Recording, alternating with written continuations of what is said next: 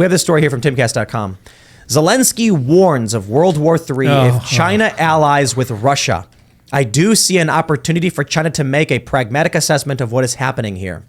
I want to bring this up because for those that are just tuning in or just jumping into the segment, we were talking about religion, cultural decay, societal decay.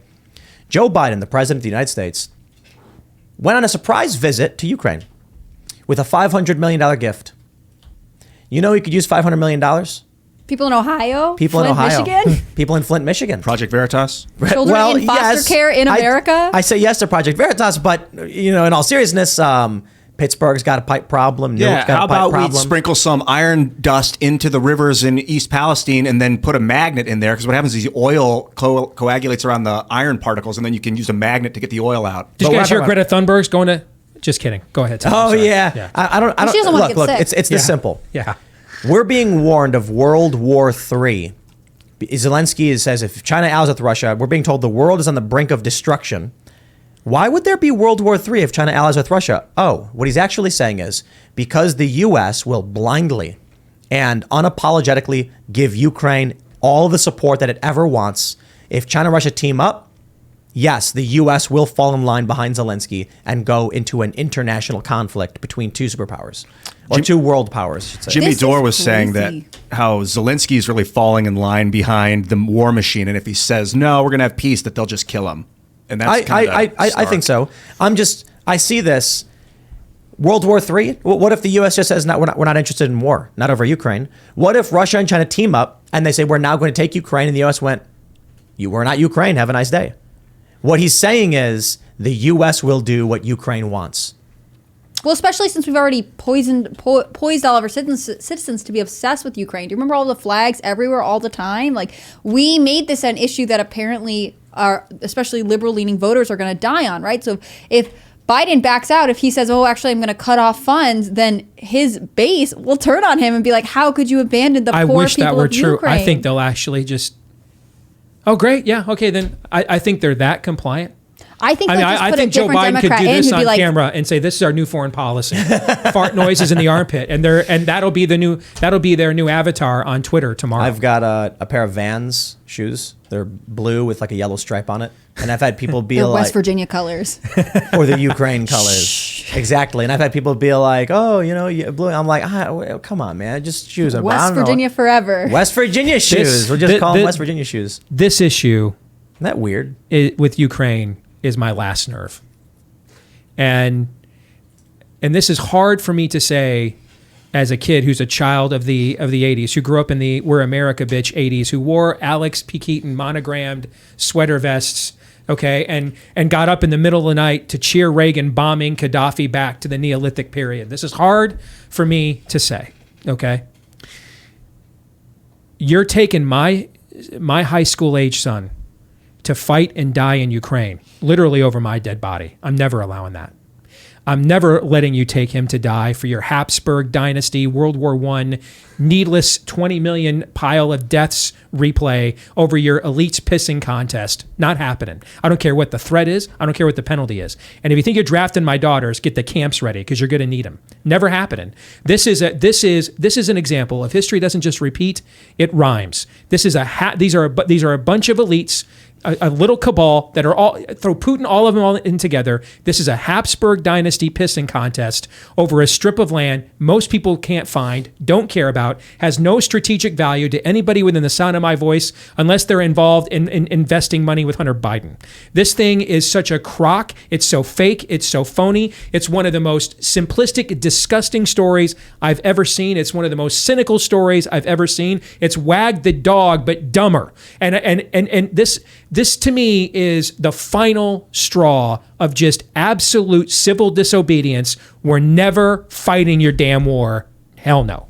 I think it's such pageantry. I think you're totally right. It's all fake. Right. I mean, the fact that Zelensky can come to our Congress and not manage to put on a suit. Joe Biden goes to see him wearing a suit. Like, he's playing a character. It's so bizarre. He's the only world leader on the brink of war, apparently, or in the middle of war, who has to be in, I guess, camo show or whatever to convey to this people that yes, in fact, we are fighting. So much so that he has time to do a Vogue cover shoot with his wife. I mean, it's just bizarre. U2, he's got time for U2 concerts. He's got time for U2. He's got time to make major public appearances around the world via Zoom, I guess. He can't leave his country, but it's all for show. He has to continuously say this is so drastic. Of course, Lindsey Graham is saying, Mitch McConnell, with his Ukrainian tie, the most important issue in the country today is Ukraine.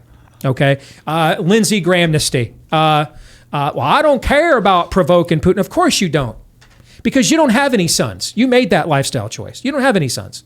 So nobody with your DNA, Lindsay, is going out there on those battlefields to friggin' die for somebody's trust fund or grift fund.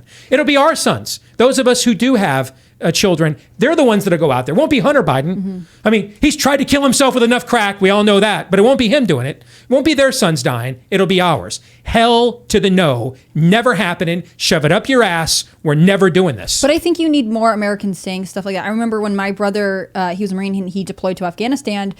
Did any of us think we should be there? It was crazy. And yet we have been sending people to wars because we say they're supposed to be there for a long time. I hope that Ukraine is a wake-up call, right? That these are people who should not be going, that we're sending anyways for pointless things. But I just don't know that it will be. I hope it is.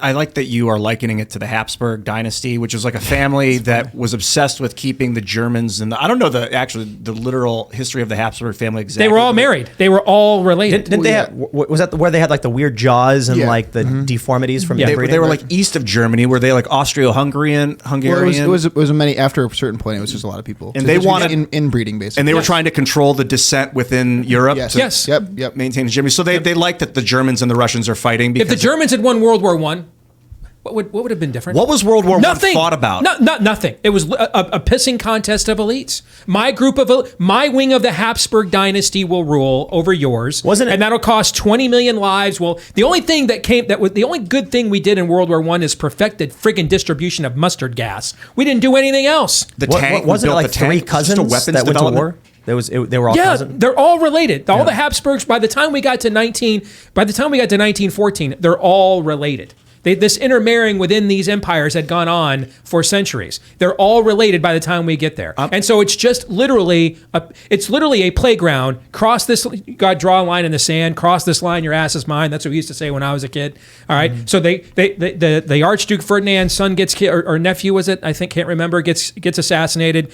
They cross the line. Now the other alliances come in, cross the line. Before you know it now, the guns of August have fired. 20 million people died for nothing. All we did in World War I was lay waste to Germany to give birth to the Third Reich and the worst regime that's probably ever existed in the history of humanity. Was it like just an arms development research program, the war, under the guise of a war? We want to see how our tanks fight against our tanks? As a kid born to a 15-year-old mommy, and I don't know what it's like to have so much of that inherent privilege that after a while you're just like, I got to fire off some of these rounds because I can't just throw them away. I don't know the answer to your question. I mean, my mom, I was on food stamps as a kid, so I don't know the answer to that question. All I know is there is no, if you look at traditional Christian just war theory, this is not, fighting and dying for Ukraine morally is not a just war, period.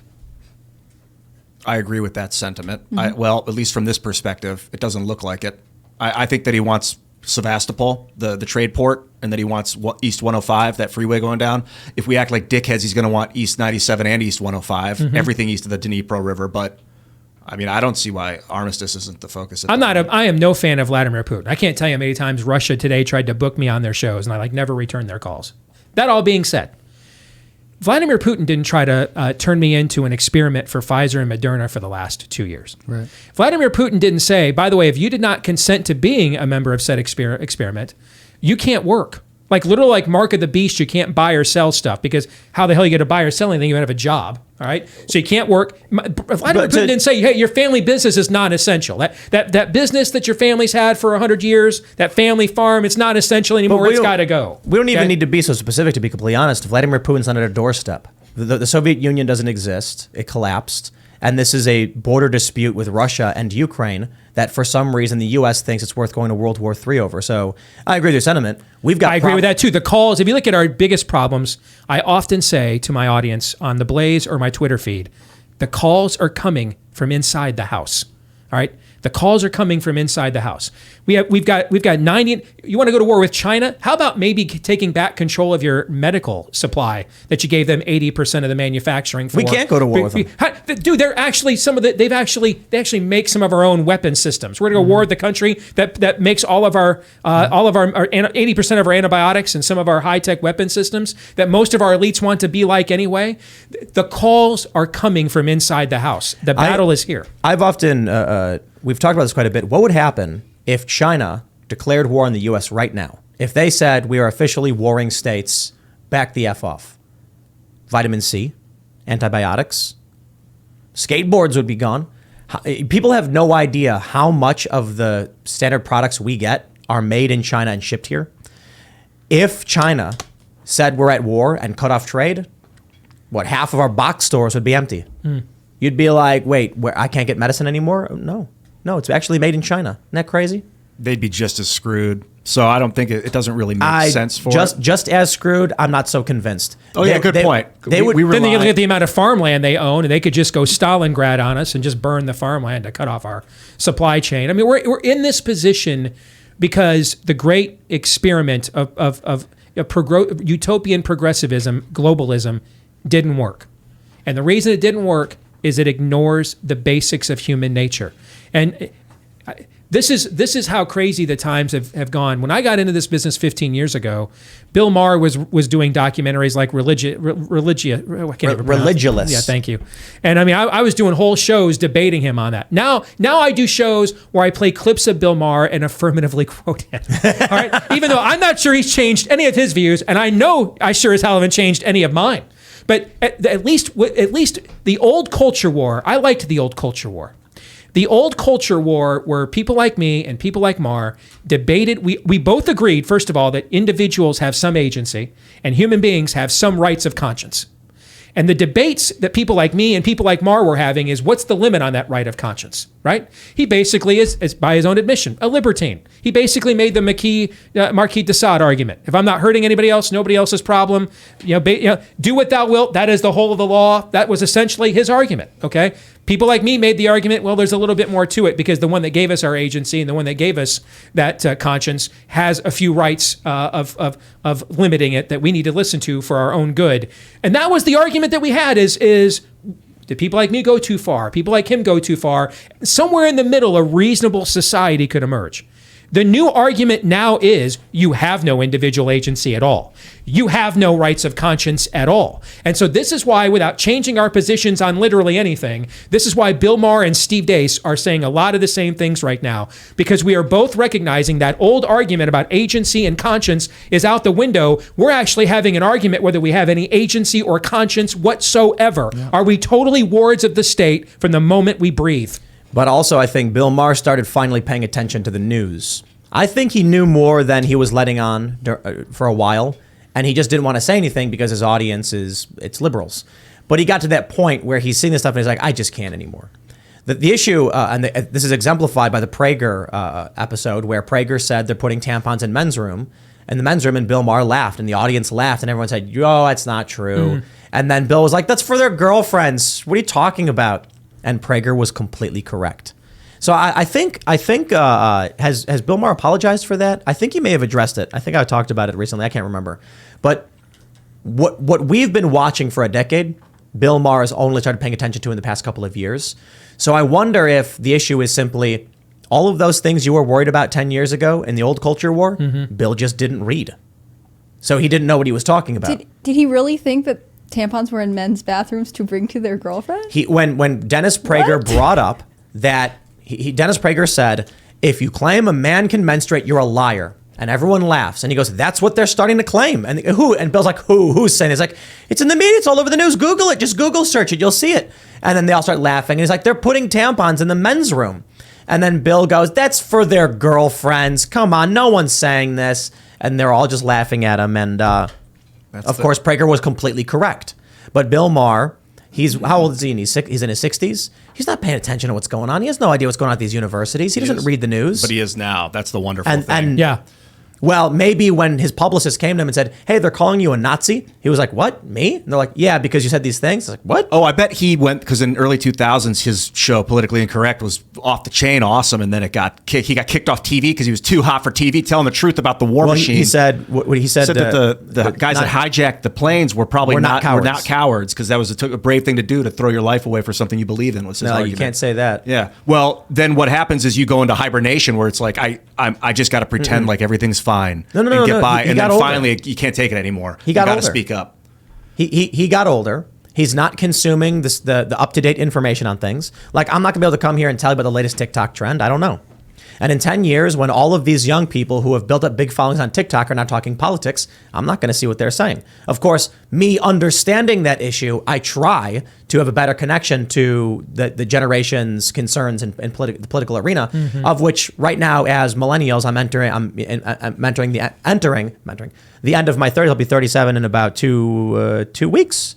37. Happy birthday. So for younger people, what do we do? Well, we got, you're young-ish, I guess. Me, I'm Hannah a Claire. token female young person. There you go. We're bringing young people, and we try to pay attention to what younger people are talking about. But there's a lot less younger people who care about politics, and that's the way it tends to be.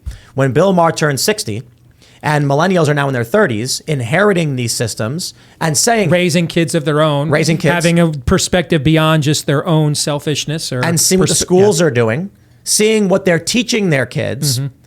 They're talking about it. You get Loudoun County, you get that fight. And Bill Maher, in his 60s, doesn't pay attention to these mediums, has no idea what's going on.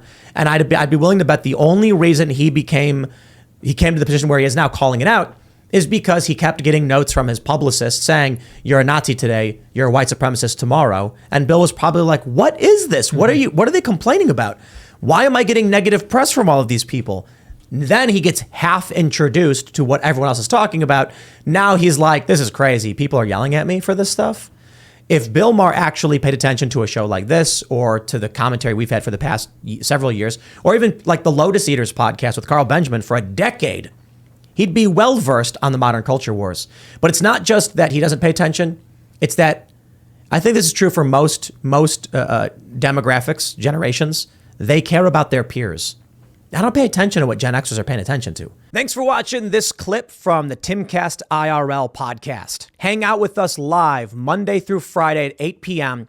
and become a member over at timcast.com for uncensored, members-only shows exclusive. Thanks for hanging out, and we'll see you all next time.